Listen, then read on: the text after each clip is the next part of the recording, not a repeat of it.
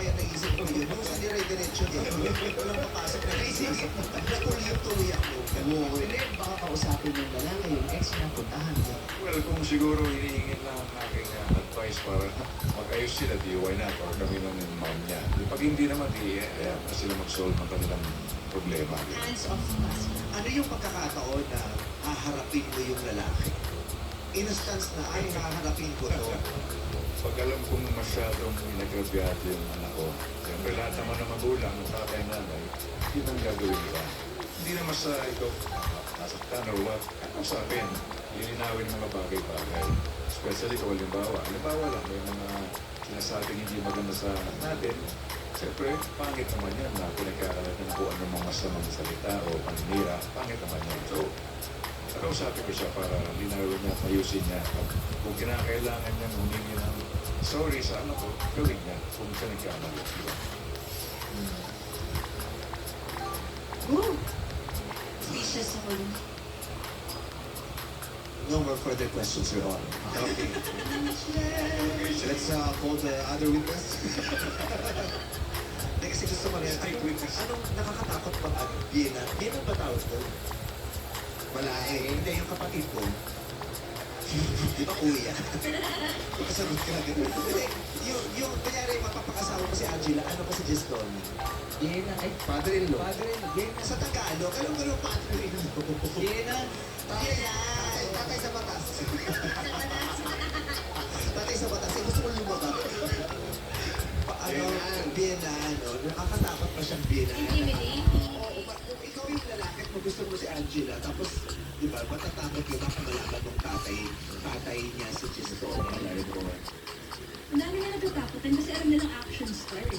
So parang biruan mismo minsan na parang hala, ayan na, mag-action moves na yan. Ready na. Talaga eh, yung kilyo. Tutok yan. Di ba, kung buhayin ng bangko, puro na makatakot. Tsaka yung meron ka pang lemon, yan ang huli niyang pelikula. Pero kung ano, meron ka pang lemon. Ano yung Story Powder talaga. Story Powder. Story Powder. Kasi hindi ka sa ulis. Kahit hindi ko pinag-ipon. Meron ka bang lemon? Just Story Powder pala yun. Joke lang ako.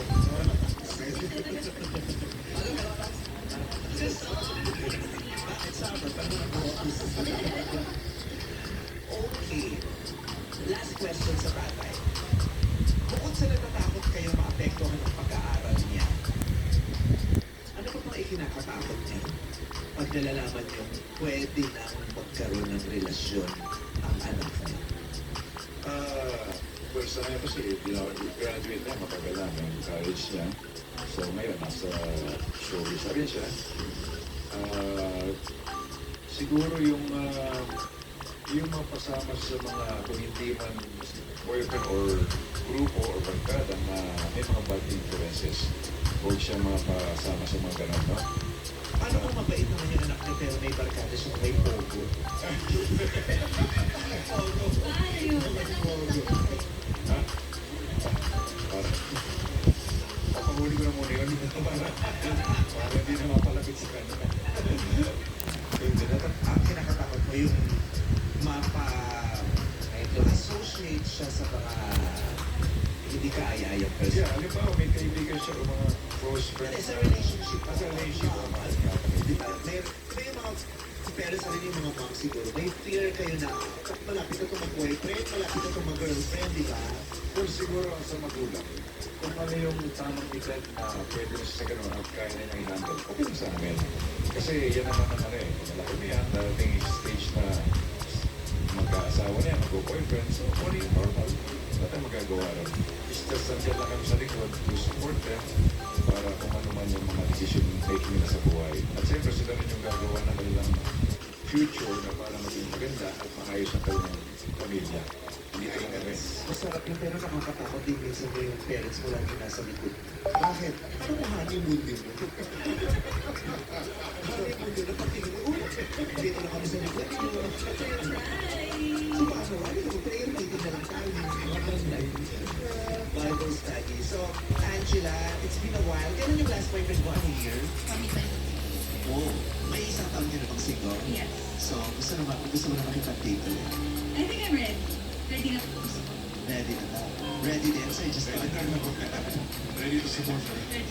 Oh, may supporter ka, tatay. Paano dito yung mga watch ko yung kapalibra? So, let's start the search. Angela, it's time to meet our searchies. People, ako po si Lorenzo, 28 years old, aspiring film director po ng Parañaque City. Oh, director. Lorenzo, hindi mo masyadong nasasali yung Lex. Bakit? Okay. Kasi magmula nung tumayo siya. Ganyan lang. Nakakatakbo na rin. Baka bumasa ng baril.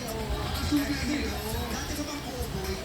Kasi nga action story siya sa'yo. Papakitang gilas, oh. Oo, baka sumagot siya ng gano'n. Oo, tapos kaya pala gano'n na gano'n. Tapos pag tanikot, masayo nila. Okay, so ano, director Yes po. ng mga Ng mga pelikula po. Pero gusto ko maging director ng mga pelikula, TV show, mainstream, indie, kahit ano po. na inaaral mo siya ngayon? Hindi po, graduate na po ako. So right now, applying po ako. Wala. Applying siya ng foundation. Ngayon, applying ko ako ng foundation. Tapos applying ng blush on. Ayan, good luck. Sana makakuha ka ng magaganda. Romance, drama, horror, kahit ano po. Game. I-revive mo yung paulihin ng golden poodle ng story alert kung ba. Action, romance, ganyan. May history pa. Golden poodle. Okay. Kaya nakailang reference ka na? Serious, wala pa po. Yung mo may isang bata.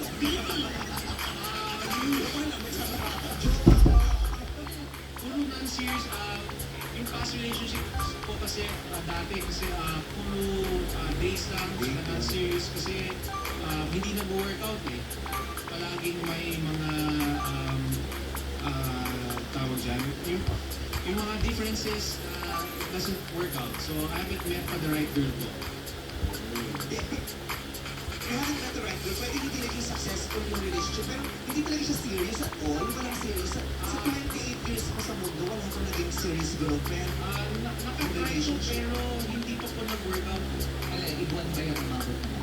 Ano po? Umabot na ng buwan. Mga 5 months yung longest po. Dating lang. Dating. 5 months.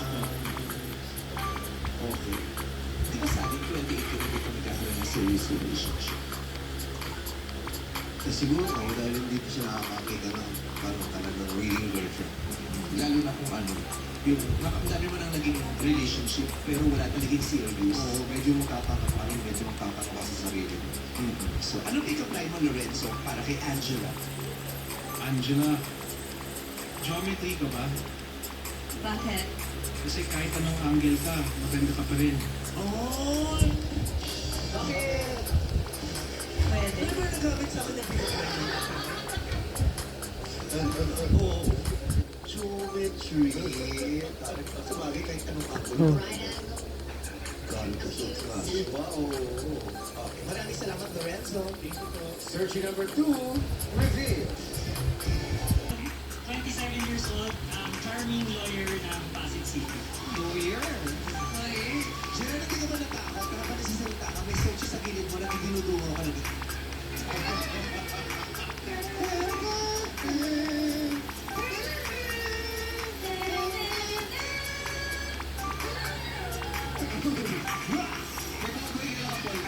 Dinudungaw siya eh. So, Gerald, ikaw ay? Ano sabi? Charming ano? Charming lawyer. Charming. Lawyer ka talaga. Yes. Like attorney, Gerald. Oh, lawyer ka kasi bar passer ka. Ah, yes. Pero yung charming,